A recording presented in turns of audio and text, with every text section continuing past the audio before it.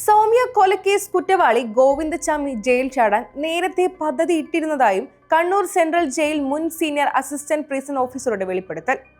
ഏറ്റവും സുരക്ഷിതമായ 10ാം ബ്ലോക്കിൽ നിന്നു തന്നെ ജയിൽ ചാടുമെന്നാണ് പലതവണ ഭീഷണി സ്വരത്തിൽ പറഞ്ഞിരുന്നത്.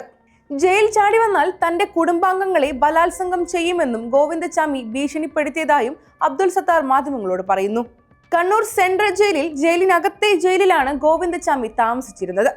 അവിടെ നിന്നും ഗോവിന്ദച്ചാമി ജയിൽ ചാടില്ലെന്ന പ്രതീക്ഷയായിരുന്നു ഏവർക്കും. നിലവിൽ കൊട്ടാരക്കര സബ് ജയിലിലാണ് അബ്ദുൾ സത്താർ ജോലി ചെയ്യുന്നത്.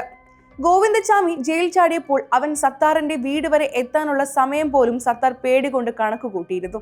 അതുകൊണ്ട് തന്നെ സത്താർ അന്ന് ലീവ് എടുത്ത് വീട്ടിലേക്ക് പോയതും. ജയിൽ നിയമം അനുസരിക്കുന്ന കാര്യങ്ങളിലൊന്നും തന്നെ താല്പര്യമുള്ള ആളായിരുന്നില്ല ഗോവിന്ദച്ചാമി.